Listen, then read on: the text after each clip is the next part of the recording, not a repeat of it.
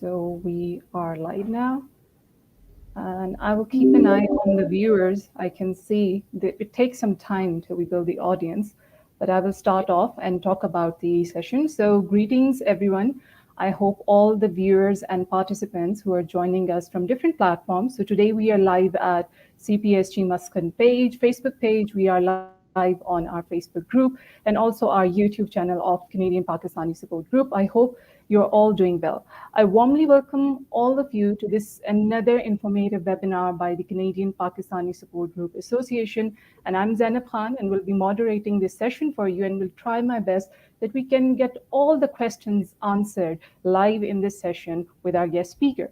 But before I talk about our webinar and the topic for today's session, I would like to briefly share why we came up with this webinar in the first place. Why the topic of family law and know your rights. So some of you who are joining us maybe for the first time, for your information, I would like to mention that Canadian Pakistani Support Group Association has a flagship project with the name of Muscat.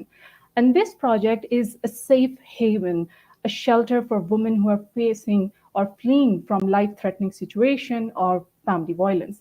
Then there is another program that is the Outreach Support Program by CPSG, and we have dedicated caseworkers who are providing support to the people, to the families who are facing crisis or settlement challenges. And what happens is that majority of these cases, when it comes to legal matters, our people are blank. They don't know what are their basic rights and what is their direction. We know in certain situation when the family is undergoing a transition, there are so many things going on and legal matters, this is where the people are feeling they don't have any direction. So due to an overwhelming response, the need from the community, we came up with this webinar on family law and know your rights. And today I have a wonderful and amazing guest speaker, Sadaf Raja, who is a seasoned and professional lawyer, and she specializes in family law. She is affiliated with Raja Law, and I'm really glad that she could join us today. So, Sadaf, thank you very much for joining us today, taking out time to talk to us and talk about the questions that people usually have in terms of family law and the matters that come under the basic category of family law. So, welcome to this webinar. Thank you so much for having me. I'm honored to be here, and this is such an important topic. So thank you for bringing it up. So, Sadaf, I will come towards the first section or first part of this webinar. And before I move forward with this webinar, I would like to mention that we opened the registration for this webinar for a week and we got an overwhelming response. So the pattern of this webinar would be that we have some questions already listed down from the people who registered. And majority of these questions would be the frequently asked questions or commonly asked questions by the people. So we have 5 categories that we will be covering today. We will be talking about basic legal rights. We will be talking about EPO, Emergency Protection Order. Then the circumstances where a family undergoes a separation or divorce, and then the spousal support questions or child custody questions. Then the 4th part is divorce and property or asset division. But if the audience who is listening to me today, if you feel that any of the topic is not covered, you can comment in the feed and I will share it with our speakers. So the first section is about basic rights. And sort of surprisingly, when I was actually looking through all the responses, there was one common question. And that question was that where to get information about our basic legal rights. Is there any place where they can read it, learn about it, any training, any resources? Because majority of the women or majority of the clients that we have, they have limited knowledge about the systems here in Canada and what are their rights when it comes to their status as permanent resident or citizen. Because that's the point where they can start off. If they would know it, they would know how to get the relevant help. So that would be the first starting point for our webinar today. Okay, so I can just begin by saying that there is legislation in Alberta. So if you are fleeing domestic violence, well, the first thing to do is you should, if you are threatened or you feel unsafe, you should call the police. If the aggressor or the defendant is close by, of course, do it when you have an opportunity and you're in a safe place to make the call. That's the first thing you should do if you're in danger. With respect to the options available to other than the police, there is legislation called Family Violence, and it's a mouthful, Family Violence and Prevention Act, which allows you to get an emergency protection order. The emergency protection order is it's a service that is available. So because of COVID, a lot of things have changed. But one of the good things that I think has come out of it is that you can obtain these orders over the phone. So if transportation is an issue, or you just can't make it to the courthouse, it used to be prior to COVID that you had to go in person. In the Calgary area, and I can put this number in the chat, but there's a number you can call. It's housed by legal aid staff, so that you will speak to somebody that will assist you in terms of how to obtain the emergency protection order. Their number is 403-297-5260. And this service is available in Calgary. For Edmonton, there is a separate number. In Lethbridge, there's another number. So that's the starting point if you feel unsafe and you feel that you need an emergency protection order. What is an emergency protection order? Generally speaking, it is an order which allows you, so what you can get is the most important thing in that is a no contact order. So you essentially go in front of a judge or a justice of the peace, whoever is sitting in court. Now you can provide the testimony over the phone. You provide the testimony under oath, indicating, they'll ask you questions about violence, what violence, if any, you have incurred. So you need to give specific examples of what has happened. If you have children, so you include the children. If violence has been subjected towards the children, it doesn't necessarily mean that if somebody hits you and they don't hit the child, that the child was not a direct victim of domestic violence. So if the violence happens during the presence of the children, and again, you have an obligation as a parent to make sure that your children are safe. So if you don't do anything, if you don't do anything for yourself, that's not good. But if you have children and there is violence present in the home and you don't do anything, you are in Canada. There is legislation wherein child and family services can become involved into your family, and in the worst situation, they can actually take the children away from you. So if there is violence in the home, first thing, call the police. Second thing, and the police can assist you in getting the emergency protection order. You can get it on your own, of course, as well. And Legal Aid Alberta is an agency that is funded by the government for the most part, and they provide these services. So it is free of charge. You don't have to pay to call or to get the order for the claimant. That is provided by Legal Aid Alberta. So that's an excellent resource.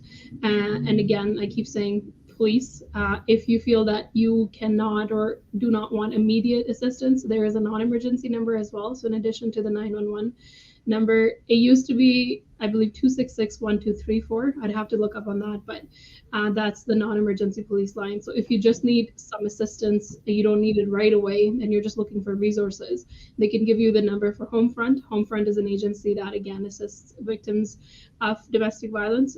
Again, it's funded mostly by the government, so they have excellent volunteers there that can assist you and let you know what kind of organizations are there to assist.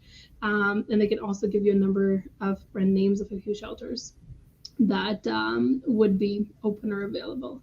So these are the things I would advise that you would do if you're in immediate danger at the moment. Okay. So I'm not sure that it was a long-winded answer to. No, I think it's good that you compiled it. Yeah, no.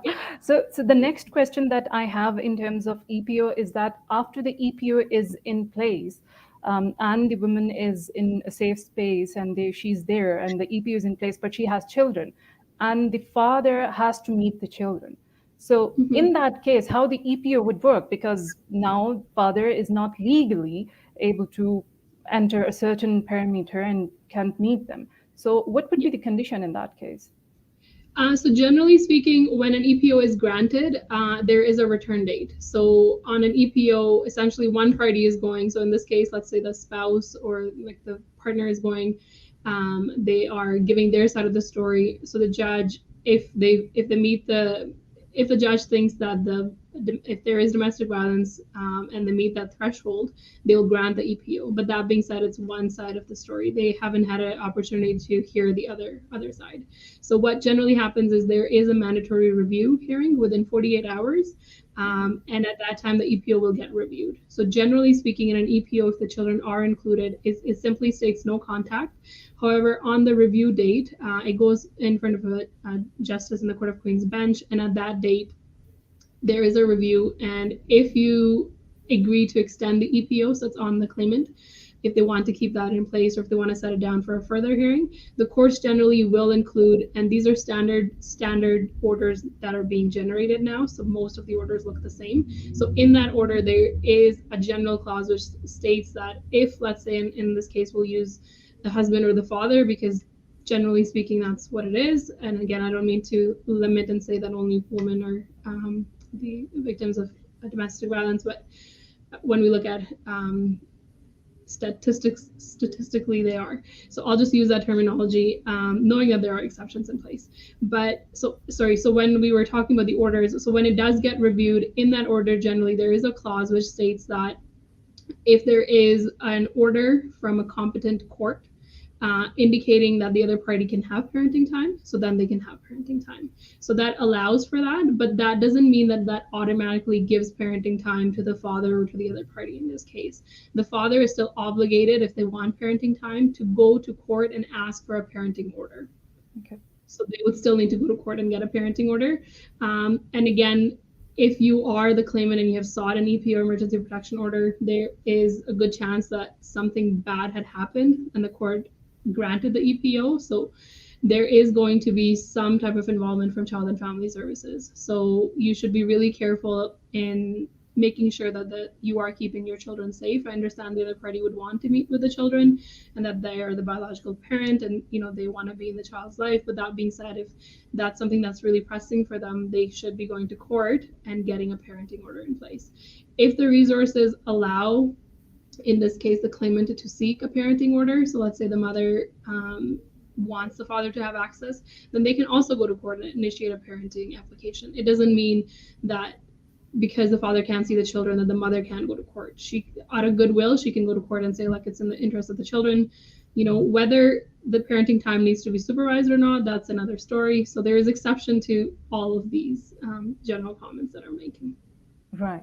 And just for the information of our viewers, if a woman escapes a certain situation and she doesn't call 911, she doesn't report it, and she takes the child with her, in that case, there are cases where they have mentioned that in that case, if they take the child without the consent of the father, then they can actually come up with some order to say that they took the child away without their consent. So in that situation, what would be their way out? Or and then again, we mentioned that 911 is the way, calling the police, but still there are many cases where there is no EPO, there is no reporting to the police, and then the other person comes up with another charges on the taking the child away without consent. So I would advise against that. So like I said, if there is violence, and there is many reasons of why women won't report or they won't call 911 generally. And I say, again, stats, I don't think they've changed as much, but when I was, my undergrad is in criminal justice, so I understand from that, or classes that I took, that a woman leaves or has been abused at least 30 to 33 times before she actually picks up the phone and calls the police or asks for help. So the calling the 911 or asking for assistance in that way is like, you get to that after many other incidents in your life or in the cycle of the domestic violence.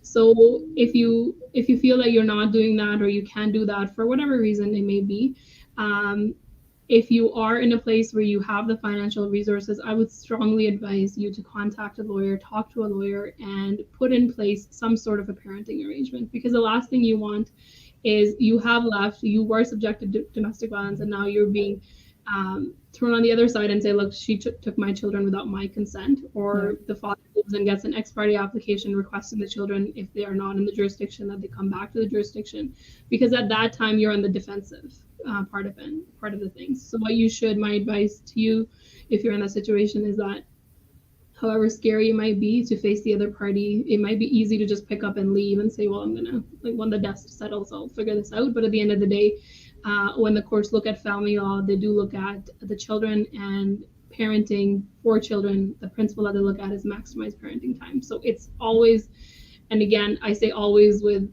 saying that there are exceptions to that as well. It's always in the children's best interest to have parenting time with both parties. So Okay. in this case, let's say we have a father that is very abusive, and we could, like, the mother could still have or agree to parenting time that is supervised by a third party, by an agency. So somebody is there to make sure that whatever your concerns are, that the father is not, and again, I keep using father and mother, but you should proactively ask or look for a parenting time. And again, if you don't have the resources, you don't want to go into court, you can have a mediator, you can have a third party from the community that you respect, that the other party will respect, and sit down and come with some sort of a parenting plan in place so it doesn't get to that situation.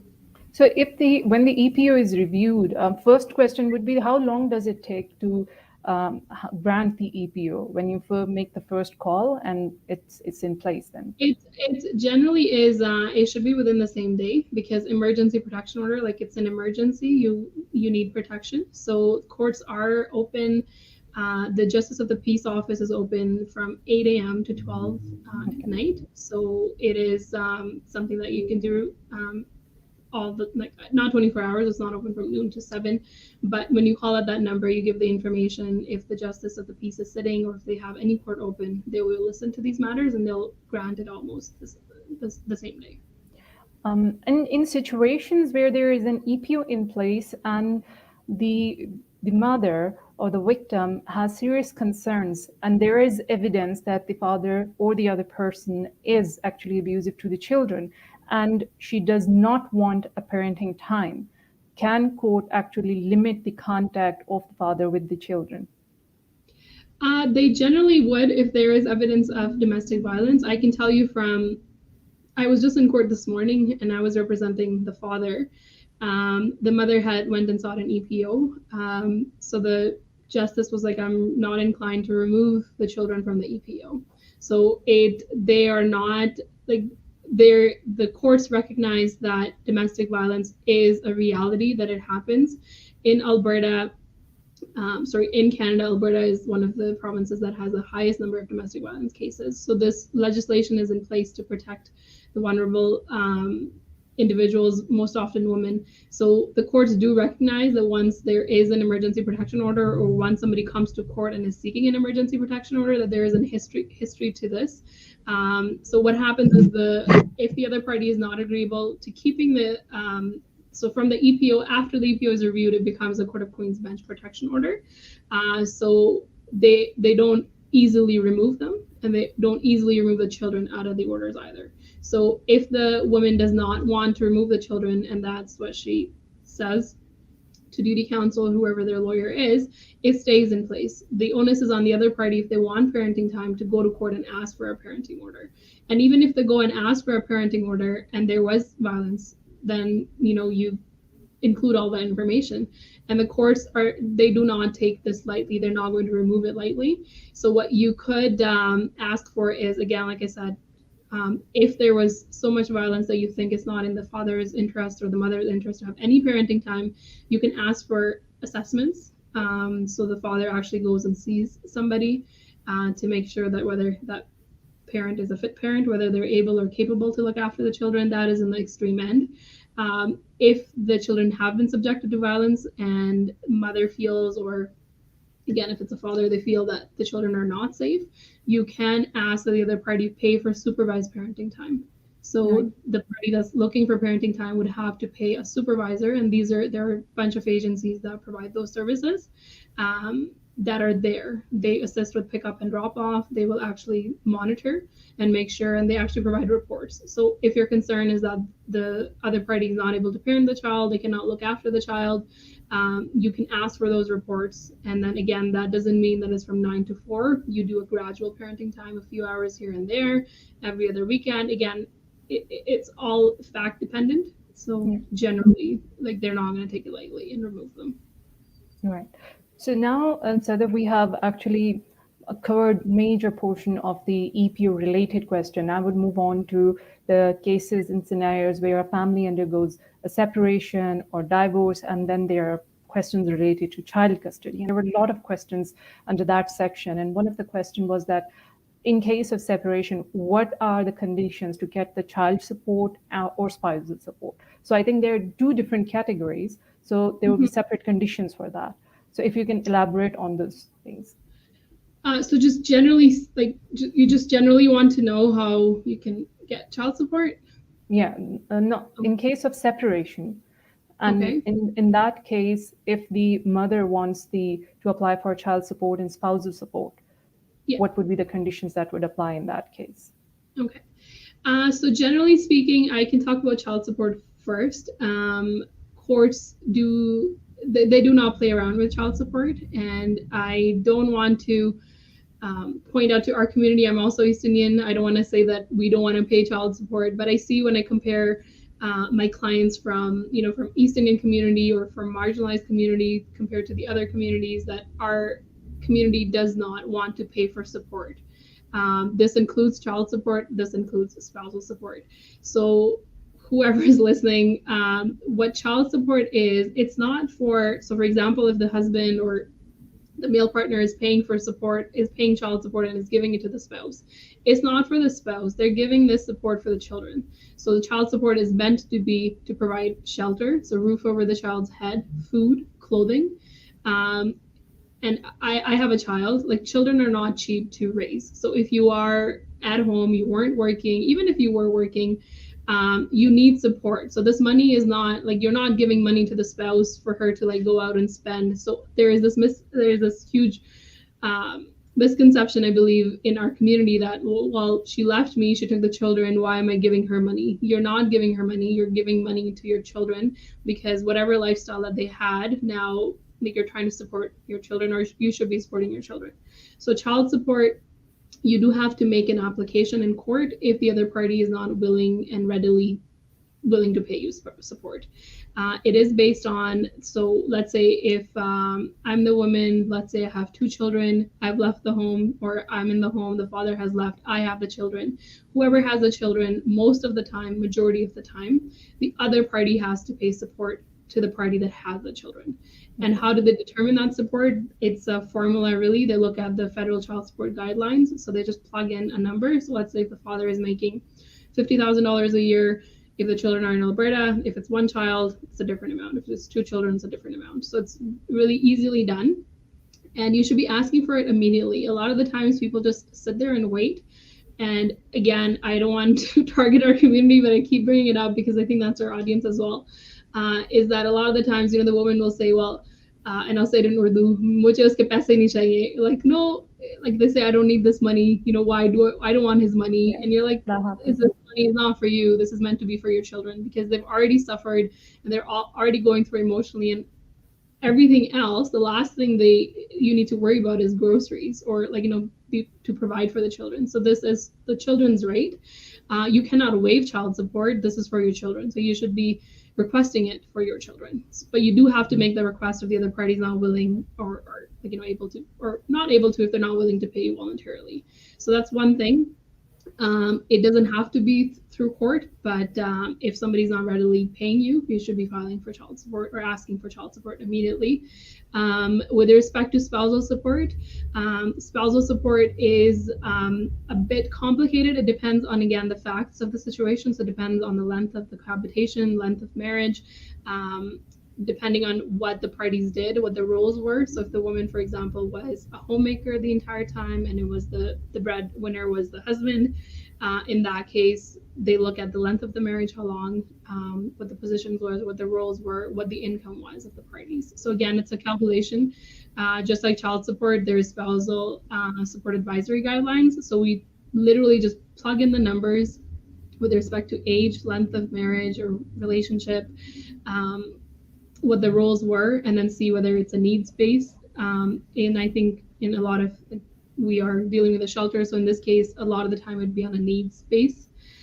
So it doesn't matter that the marriage was, for example, short. So if there's a needs basis, you would qualify. So again, you should get legal advice on that. And again, you should be filing for or asking for spousal support right away. The longer you wait, the harder it is to make a claim on a needs basis, because then the courts are going to say, well, you've been able to look after yourself all this time. So let's say you go in, you separated today, and in 6 months' time, you're like, well, I need some assistance financially. I'm unable to make ends meet. They're going to say, well, you've been able to fend for yourself. So you should immediately be filing and asking for this support. The longer you wait, especially for spousal support, the harder it is to get. And again, I don't want to generalize and say, well, don't go get spousal support if you haven't and you've been away or living somewhere else for the last 6 months. It's case by case basis, but you will have to make an application in court to ask for these if the other party is not willing to pay you immediately or right away. And if even after the court actually kind of bounds the other person to pay for child support or spousal support, and afterwards they're not paying it, so can they report to police or the court that even after the application and going through all the mandatory requirements, I'm still not getting it? So what would be the way out for them? For enforcement, do you mean? Yeah. Okay, so there is something called the Maintenance Enforcement Agency, and in child support orders, the mandatory clauses are that we include that. So what you should do is once you get your child support order is you should register it with Maintenance and Enforcement. Same thing with spousal support. Once you register these orders, if somebody's not paying you voluntarily, like let's say if they're not e-transferring you or sending you the money directly, what that agency does is they enforce the orders. So Maintenance Enforcement Agency has a lot of power. What they can do is if the other party is not paying, so the first thing is they start the count. So let's say if the order is granted today, they're going to start adding the amount, whatever was court said that the other party has to pay. So it keeps adding up. So they keep a tally of what's owing, and the interest keeps occurring on that. So it keeps adding up. And then the good thing about enforcement is that you don't have to deal with the other party directly. So you register with them, they'll take the money from the defendant or respondent, whoever the case is in that. They'll take it and they'll send it to you directly. And the other thing is enforcement, and that's the most important part is enforcement. So the agency, what they can do is they can take the other party's driver's license. They can even take your passport. Like they can do anything when it comes to enforcement. So you should always register those orders with the agency.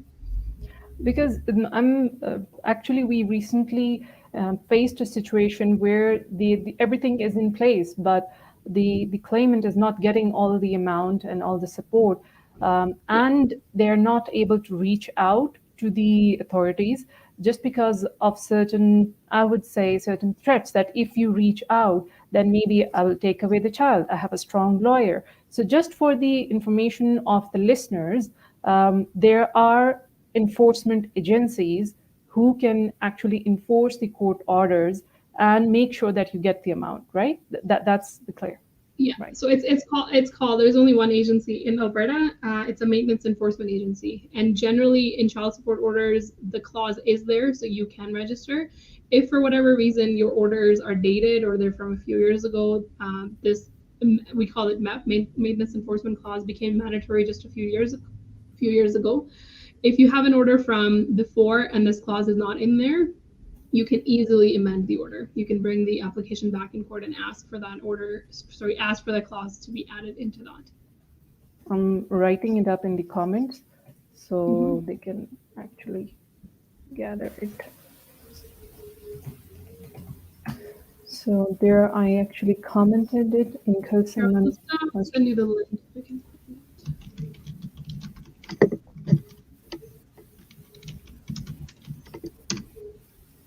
So the next question, Sadaf, is about the custody of the child and how actually court decides on the child custody after separation or divorce. And if you can elaborate on the types of custody, like shared custody or one parent becomes a complete guardian, and what are the factors that actually kind of reinforces your side to become the primary guardian or have the custody of the child. And then there was one question that does your status, like your PR residence, or citizenship status, does that affect your chances to just get the custody of the child, or it's not something that is counted during those cases? So what are the circumstances? And majority of the cases, the question is about that, what would be the factors counted in when it comes to the child custody cases? Mhm. So just the your status in Canada doesn't matter when it comes to the court looking at whether you should have primary care or whether you should have shared parenting. So whether you're a permanent resident or if you are a citizen, and the courts have the jurisdiction to step in. It's a legal concept where they can step in as a parent of the child. So even if you had no status in Canada, I just had a case recently where the parties were on a student permit, I believe. So the courts, even the children, even if the children didn't have status in Canada, they, when it comes to deciding what's in their best interest, they can step in. So that does not have any, um, like that doesn't matter when it comes to like them looking at providing care for the children with respect to what parenting arrangements should look like. There's a lot of confusion when we talk about custody and primary care and shared parenting. So I can just break down those terms. The Right. Divorce Act was actually recently amended this year in April to amend the wording of what these concepts are. So there is something called custody, and then there is something called sole custody, shared, and then there is parenting. So decision making and parenting are different things. So decision making, and people get really all overwhelmed and um, they so I have often clients come in, they're like, we want sole custody, we do not want the other party to be in the child's life and not make decisions. So courts in the ideal world, they want the parties to have shared decision making. So that means they make the decisions together. What are those decisions? Decisions are, so for example, the child's education, medical, decision making, religious upbringing. So again, in our community, a lot of the times there are not a lot of interfaith marriages. So religion is not really an issue. Whether the children are going to go to like an Islamic school, that could be an issue. But again, generally speaking, I say that from my experience, religion is not really an issue. Education, again, doesn't really become an issue. A lot of the time people want to know or decide, what's in the child's best interest. They should be going to school. Homeschooling is not really a big issue either. So education, religion, is not really a concern generally. So in joint decision making, that's two. The third thing is you're looking at medical. So if a doctor tells you your child needs surgery, a lot of the times both parents are going to agree that the child needs surgery. So when somebody comes and tells me, I want sole custody, my answer to them is that you think you want sole custody, but when it comes to shared decision making, I don't think, generally speaking, there's an issue from the other end. Like education, religion, medical are not going to be concerns. What your concern should be, and let's say if somebody wants to come to me and say, I want sole custody, I think what they're saying is that I want to be the primary caretaker to this child and I want to have parenting time and I want to be the primary parent. So there's some confusion with that. So when you say you want sole custody, you might want sole custody, but generally it's shared. And the courts generally want to give shared. They're not, unless like the parent just dropped dead from the face of this planet, and they just have gone, they're nowhere around. You're trying to reach them. You have a decision to make with respect to a possible surgery, and you just simply cannot reach them. And that's how they've been. Or if they left the country, they've left the jurisdiction, they're nowhere to be found, you have no contact information. And that has been the case for a long time. So in those cases, they will give you sole decision making, or if the other party is being unreasonable. So for example, if you're trying to, and again, I'll use the example, if you're trying to visit your motherland, you're trying to go to India, you're trying to go to Pakistan, and it's like a family event, the other party is just being unreasonable. Again, not in COVID, absent COVID, if everything were back pre-COVID world, and there are no issues with respect to that, and the other party is just simply being unreasonable, you've given enough notice. Like in those cases, you can go to court and ask that, you should be allowed to travel without the consent of the other party. And again, they're not going to give you sole decision making forever for that child. They're going to give you that order that you can travel with the child for this period of time for that long, right, and come back. So that's that. Parenting, again, in the ideal world, if everything's good, what the courts want, according under the Divorce Act, there's something called maximized parenting time. What they want the parties to have is maximized parenting time. What that looks like is, for example, a week on with the father, week off with the mother. So that's like maximize, as in like you have the child 50% of the time. Why is it like that? There was a lot of research done, and even now when we do look at research and we look at what separation happens, of course it's not ideal, it affects the children, no doubt, on every level. So what they want the child to have is, they've lost the family unit, the parents are no longer together, the child doesn't have both of the parents all the time. But what the courts want you to do is they want you to give the child at least the parent as much as you can. So whether that's the mother or the father, so they want you to have shared parenting, where you share the child essentially. Now again, this is a general rule. Now if we're talking about, let's say, a 9-month-old or a 2-year-old, is it in the child's best interest now to be sleeping on a different bed every other week? No, it's not.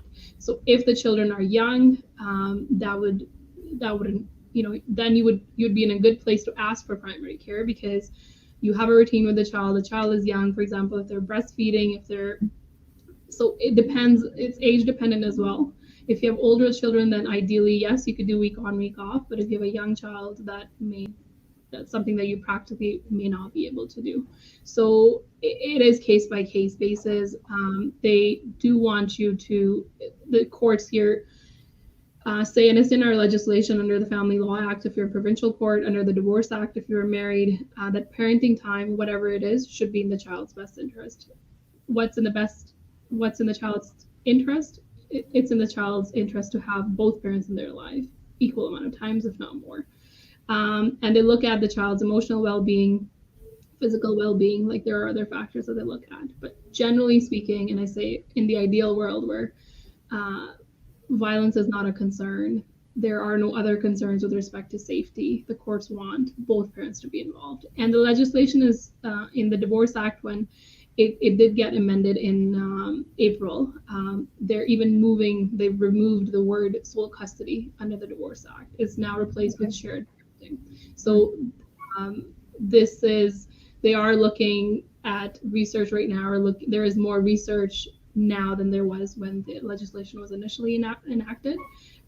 So there is more focus for shared. Right. So I have one question from the audience, and before I get to that question, I will present a scenario that if one of the person who is the primary caretaker of the child is not living in Canada, they're living in another country. And in that case, if there is shared parenting and the primary caretaker is now kind of ordered to be in Canada. So in that case, they think that they cannot actually live there. They don't have a career there. They don't have enough resources to live in Canada. They would be best suited outside Canada in their home country with their parents. So can actually court order the primary caretaker in case of shared parenting to move back to Canada, to live there, despite the social economic situation of the primary caretaker that they cannot live there. So what would happen in that case? So that's a very complicated set of facts. I would need to know more, but generally speaking, yes, the courts have the power to order that the child be returned to the jurisdiction. Again, there is a timeline. So generally, if you haven't so let's say I'm the mother, I take the children, I leave, okay? I go to another country. And the father sits here and does nothing for a period of months on end and does nothing. But after a year or a year and a half, they say, well, now I want the child to come back.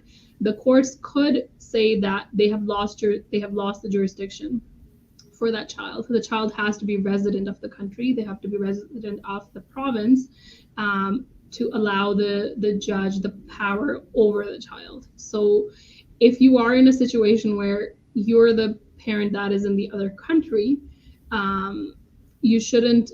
And if the other party acts immediately, the court will have the power to ask the parent to come and bring the child back. The parenting issue would have to be discussed. There is, if you're the parent that wants to move with the child, and you want to move, again, you should give notice under the Divorce Act. Again, the amendments were made in April. There is a provision in which you can give a notice of 30 days of relocation. The other party can object to that relocation. But again, they can object if they are in the child's life. If this is a situation where the father, again, is not around, mother has been looking after the child this entire time or the children, and decides to move, again, you should, again, I don't want to use the word always, but you should be proactive in the decisions that you're making. So if you are going to another country and you want to move with the children there are relocation mobility applications you can make in court with notice to the other party. So in that case, if you do that before leaving and the court grants you the order and you do move and it's in the child's best interest to move, and that happens all the time from from province to province here. If, let's say, the father or the mother gets a job in another province and they want to move, so in the ideal world, you should be proactive. You should be bringing it's called a mobility application, and ask the court to give you an order where you can move with the children. If it's after the fact and you have gone and moved, if the other party acts immediately and they come to court and ask that the children be returned to the province, then most of the time the courts will grant that order. The children will be returned. The issue of parenting will be discussed, and the court will then grant an order. But if somebody sits on and does nothing for a year or longer, then they're most likely, the courts are going to say that they've lost the jurisdiction. Now it's in the child's best interest to be living wherever they are. And then there are other applications that you can make. So generally speaking, that's what happens. And again, I say this with a lot of caution because it's all fact dependent. Yeah. There is one question about the age of child that is considered, and the question, I would quote it as it is: at what age child is asked with whom he or she would like to live, and if a 12-year-old decide to be with mother, can father declare that his child will never get anything from his year or property afterwards from the inheritance? So it depends really. There are applications that we make all the time, which are that you can appoint counsel for the children. Because of course, mom's going to say, child is saying this. Child is going to say when they're with the dad that I'm saying something else. So a lot of the times, parents will lie because they want the courts to decide a certain way, and it's in their, obviously in their favor is what they want. So we can ask the court to appoint counsel for the children. Both, in that case, both parents will pay for that. That counsel will be somebody independent from the father and the mother. They often meet with the child and get their directions with respect to what the child wants to do. In this case, if the child is 12, they're certainly old enough to give instructions to counsel, and that counsel generally, and again, these can go through legal aid as well. Often these are appointments made by legal aid, so you don't have to pay a lot of money, father or the mother. This is a shared cost, and what legal aid does is they do not appoint junior lawyers to these. So these are often senior lawyers that have been around, and they can parse through if a child is saying something and they're we call it, if they're they're being a parrot, like they're saying something that the mother is saying and then they come and say that to you, like they're able to look beyond that. So that's something that you can consider. The second part of the question is if the father said, well, I'm not going to give you anything.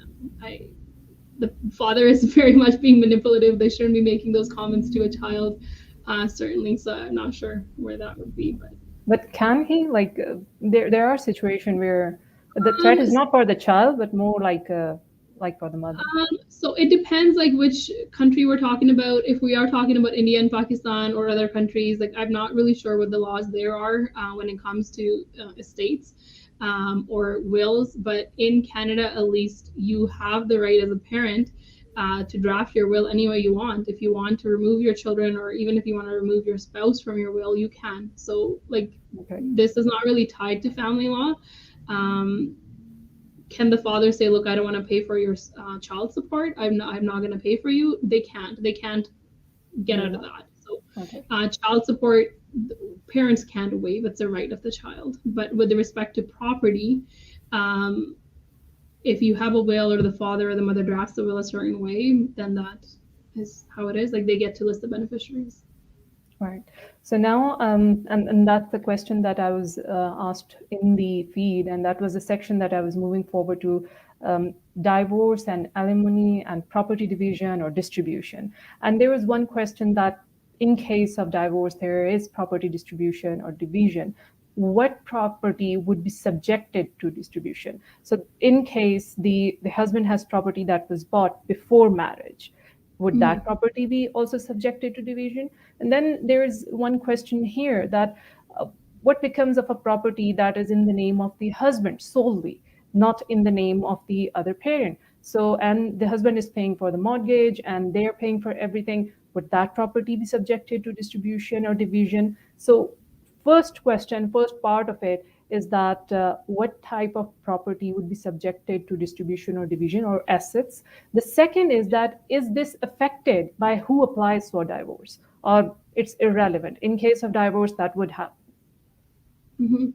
So I'll answer the last one first because it's easy. It's irrelevant who goes to court first, who applies for it. Okay. There is a formula that we use in the matrimonial division. So there is the Divorce Act, there is matrimonial property division, and all of like what I'm about to say is very much like the law. And it's pretty standard. So I'll give you an example. And what I generally do is I draw for my clients a diagram, so it's a bit easy. So I'll try to do it with my hands here.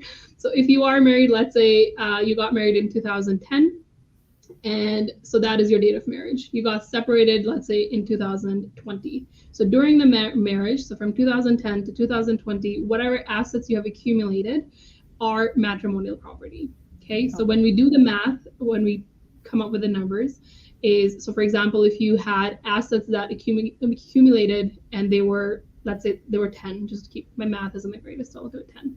They are 10.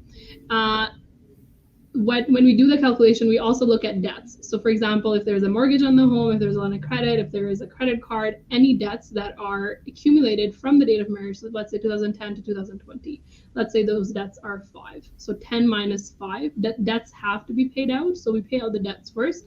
What you're left with is 5. So you divide that 5 and each party gets 2.5. This is general formula. It doesn't matter whether during the marriage from, let's say, 2010 to 2020, if the debt, for example, was just the husband's and it was only on the husband's name, goes the same way. It doesn't matter if the property only belonged to the spouse, one spouse, and it didn't belong to the other. Because you're married, you have entitlement to that property. That applies for corporations at the same time. So if you had a corporation and only let's say the husband was the director and the spouse was not, we would still look at the valuation, would get it evaluated and see what the value is at that time, and all of that gets added together.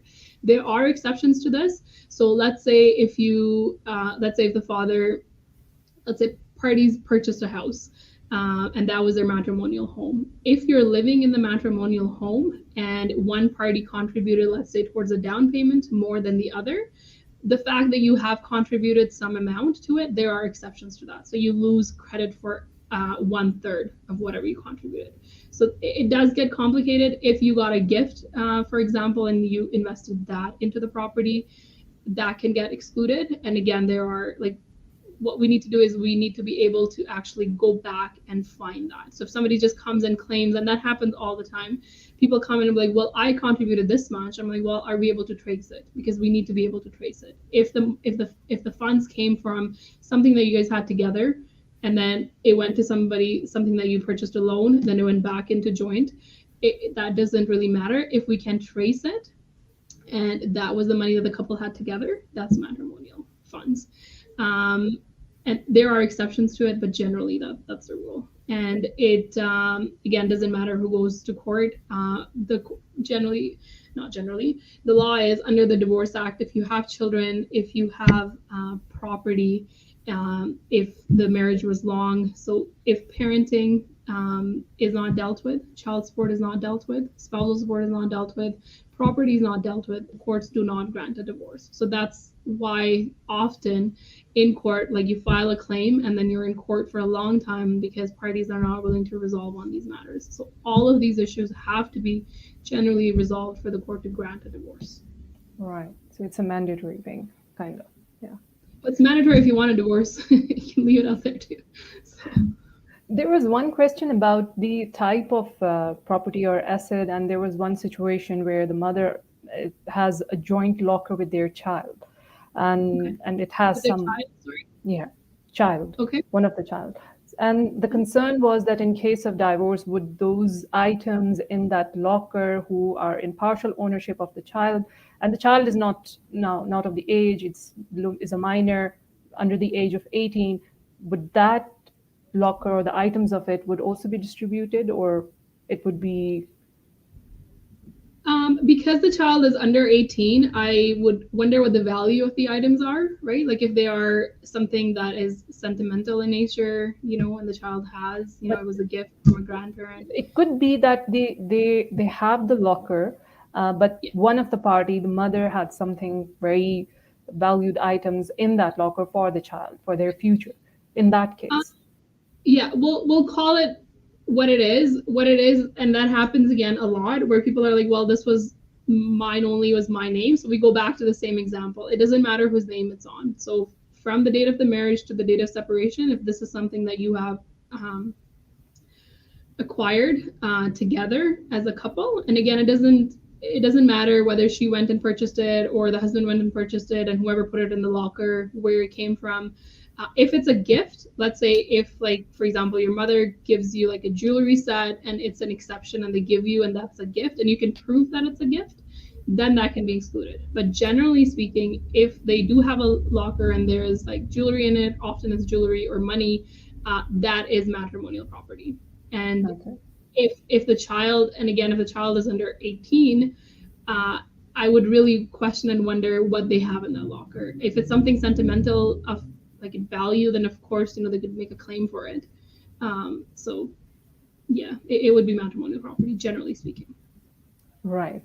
Then there were some general questions about consideration for the custody cases or domestic violence cases, and then there was one question that usually one of the party has a strong financial position, they have good lawyers, and victims, if they have no expenses or no finances to actually fund their cases, and they know that they're going to lose just because the other party has good resources. In that case, what should they have in mind in terms of finances? An average maybe cost of a maybe a custody case, and what they should have in mind, and if there could be any resources to get the help if they are low income and they cannot afford it, and does actually court consider the other party who does not have the resources to have a good lawyer and have the resources or present themselves.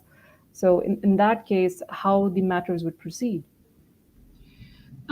So there are a few questions in there. So the first thing is, I couldn't really tell you how much a divorce matter can cost. There is approximates. It depends. It depends who you go to. It depends how much experience they have. And in the private sector of things, like, it depends on your experience of how much you're going to charge. So So I we're going couldn't to really. say it depends on the lawyer as well and the law Yeah, firms yeah. and So everything. it Yeah. would depend where you go.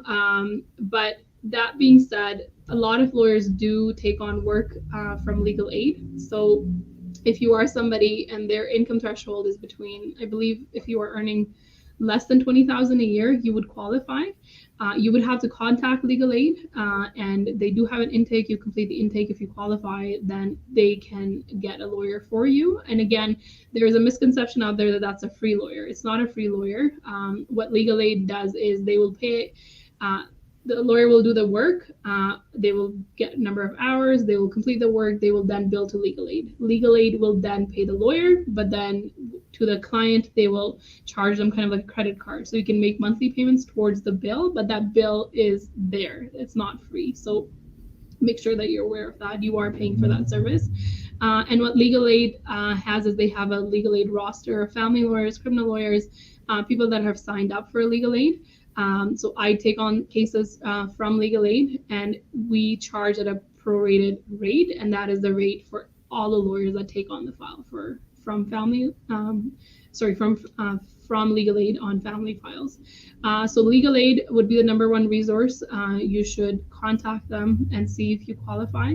That being said, if you own a property, and that I think there's a lot of people get left out, unfortunately, and I wish I had the answers. I don't.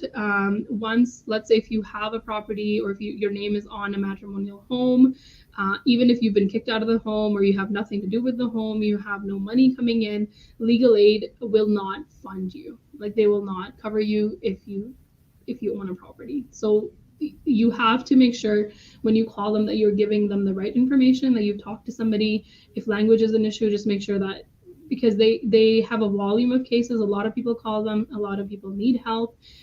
So just make sure that you've done your research when you call them. Make sure you have they will ask you for bank statements, that you have all the information that you need to make sure that you first of all qualify, and then secondly they do appoint somebody to you. That's the only resource, unfortunately, that I can think of that is readily available to everybody. There are legal aid clinics that are provided by Legal Aid Alberta. There's also Calgary Legal Guidance that also had clinics, evening clinics. Again, because of COVID, a lot of these things are no longer available, but you can certainly call, and a lot of lawyers will provide that service through Calgary Legal Guidance as well as Legal Aid Alberta. I've been volunteering with both of the organizations for many years. I know that they don't have in-person clinics right now, but there are those options available. And a lot of the lawyers do provide free consultation for about 15 minutes to half an hour.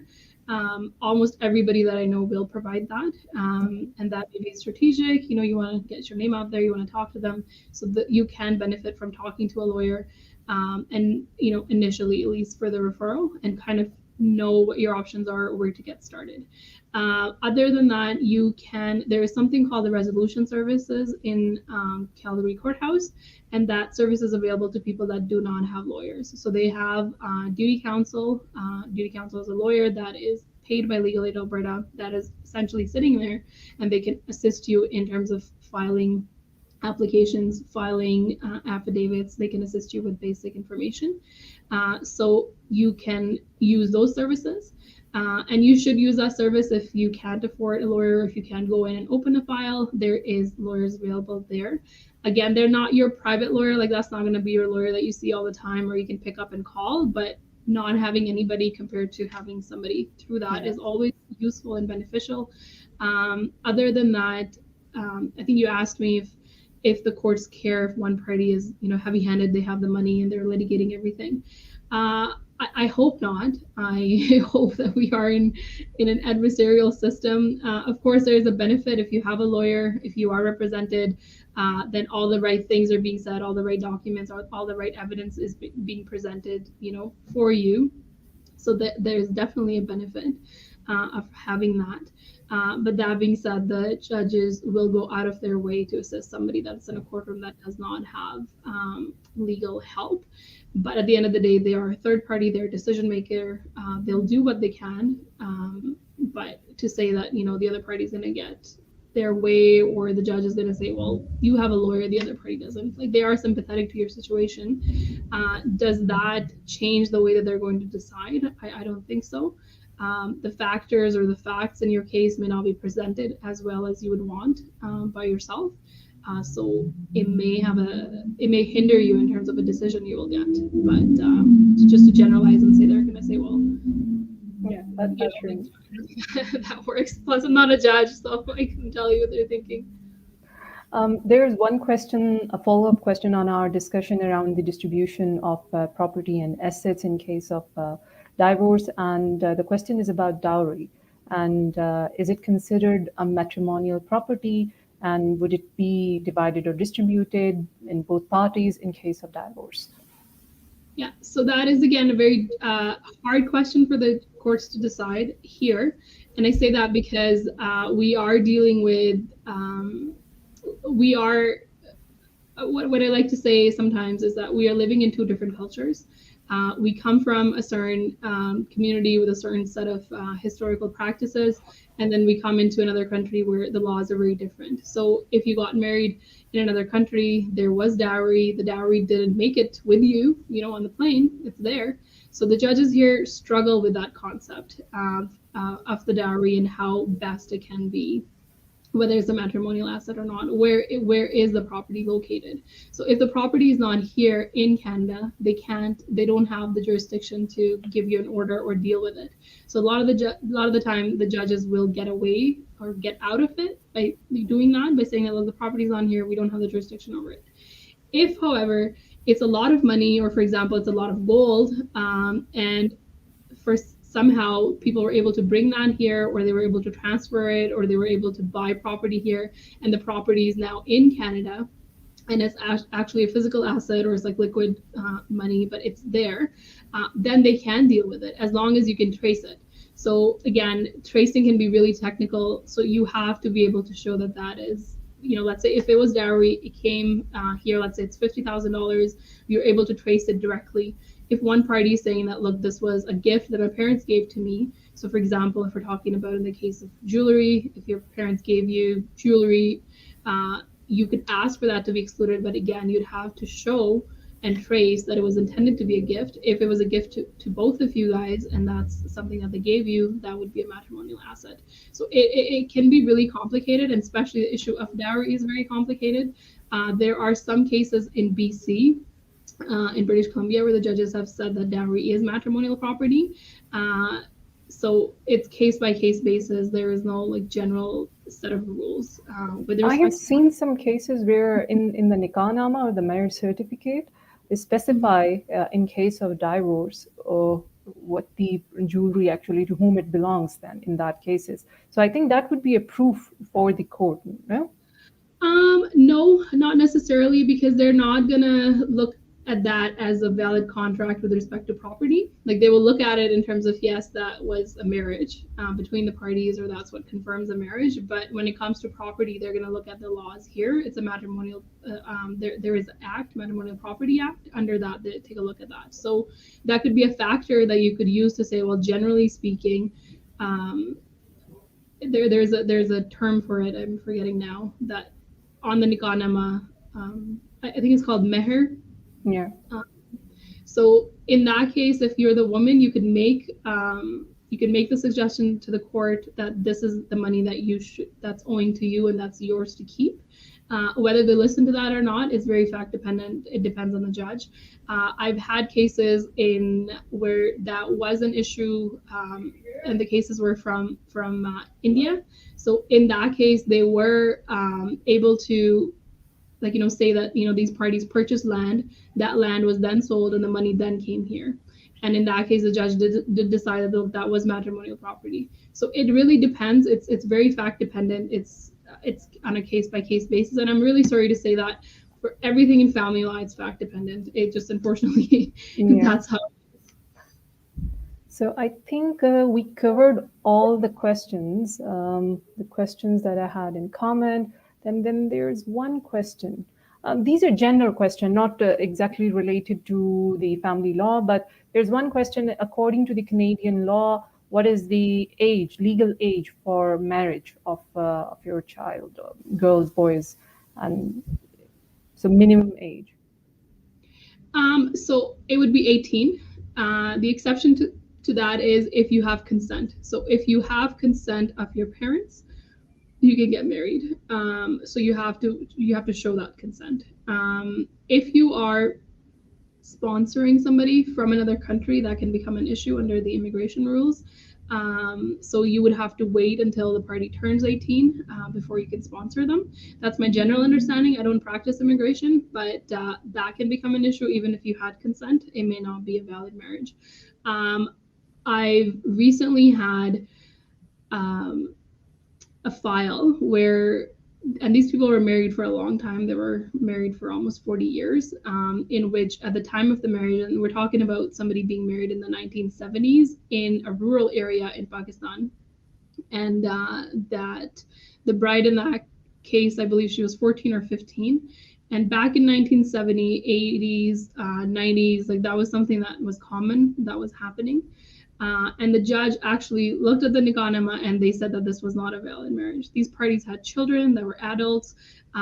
So if they really want to be technical, and I think, and I don't know if I should say this in an open forum like this, but I think racism of some sort played a role there, because we have people here that are that are not married, that are having children, or that are living in common law relationships, and court considers them to be, or they get the same privileges or rights when it comes to a married couple. So it was just interesting, how they worded it.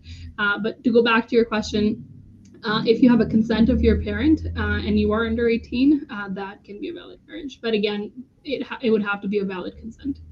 So, just one quick question. Does the family law rules and regulations apply to the married couples and common law partners, or they have variation?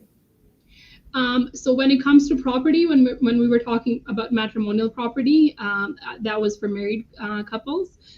When it comes to common law, there has been a change. There was a new act that was enacted, which kind of gives the same privileges to common law couples. So if you are cohabiting with somebody, you do have similar privileges now. It's a bit harder because it's a newer legislation, but the case law at least was there. Legislation has caught up now, but the case law for common law couples have been there for many years now. It's just the claim can be a bit harder when it comes to property in terms of proving. But otherwise, with respect to parenting, child support, the rules are the same. The terminology may be different. So under the Family Law Act, the terms that they will use will be different. Under the Divorce Act, the actual terms of custody will look different. But when it comes to right, or when we look at the best interest of the child, the concepts when it comes to child support, parenting, shared decision making, the concepts are the same. Right. This would be the last one. So I wrote this one, and that was the one of the situation of a client that in case of spousal sponsorship, the primary sponsor, after 1 year, he decides that I'm not going to be responsible for you, and I'm going to sign off my rights as your primary sponsor, and you have to go back to your country. So can the primary sponsor do that actually? Can they actually get free from all the responsibility being a primary sponsor? Or is there a law that binds them? They can say that, but that doesn't mean anything.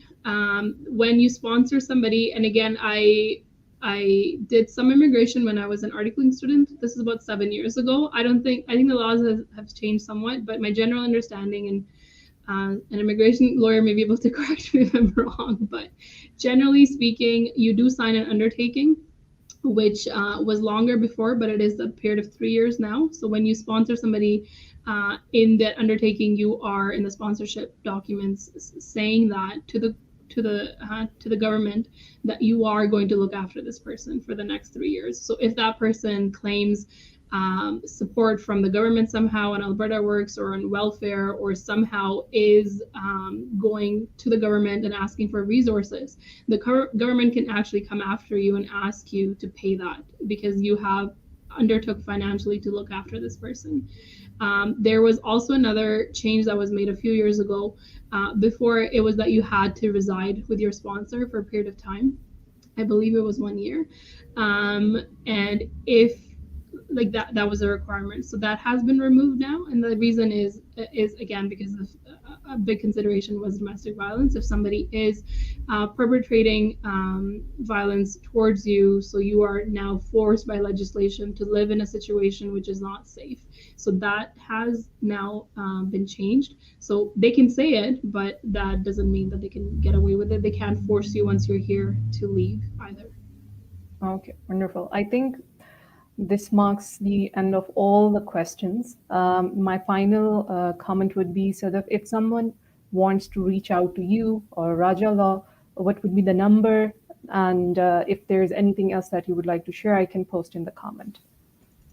Yeah, I can give you my office number. It's 403-262-7722. And I do work with, there's about 6 lawyers here. So we are mostly doing, I'm the one that's doing mostly family law. I do assist on criminal law files as well. Okay. And consultation, I do provide free consultation. And I do prefer if somebody has a question, they book an appointment, they take the time out of their day and come in person. I'm happy to sit down with you, meet with you. There's a lot of I think misconceptions out there with respect to lawyers that it's going to cost a lot of money.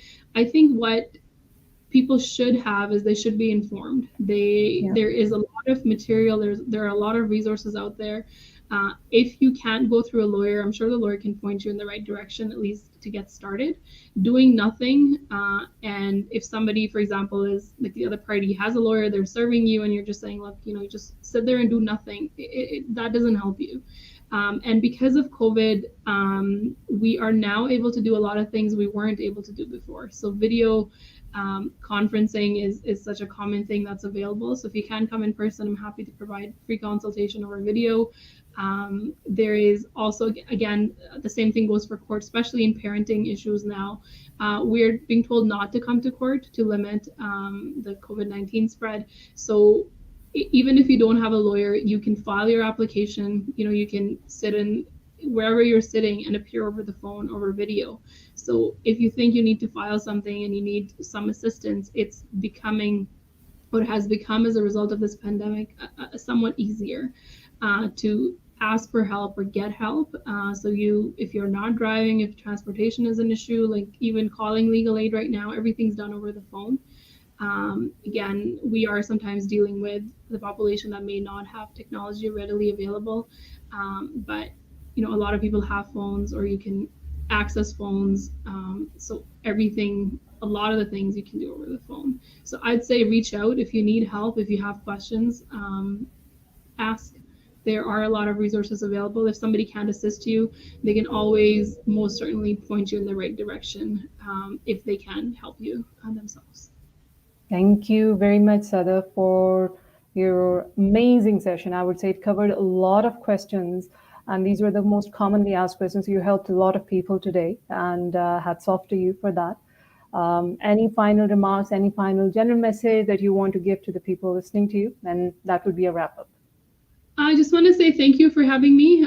It's always a pleasure to assist or provide any information in our community. I belong to the same community. I see people struggle all the time, and it's an honor for me to generally help anybody in our community. There is help available, but most of the time it's targeted for the Caucasian community. There are not specific resources available for our community. There are some organizations out there that do assist, like the one that you have, but it is always a good idea to help each other out. If somebody is struggling and they're going through something, we should all be there to assist them. And it's not easy to ask for help. So thank you so much for doing the work that you're doing. And thank you for giving me an opportunity to shed some light on legal principles and how they apply to our community. Thank you for such a wonderful feedback and comments at the end of the session. So thank you very much. All the participants who joined me today in this session, shared their feedback, questions, comments. We actually came forward for all of you to answer the questions, commonly asked questions and doubts and queries related to family law. So I hope this webinar, this session helped you all. We'll be coming up with some follow-up webinars on different topics as we do through our community engagement program and knowledge building program. So that's it. Wherever you are, take care of yourselves, and thank you.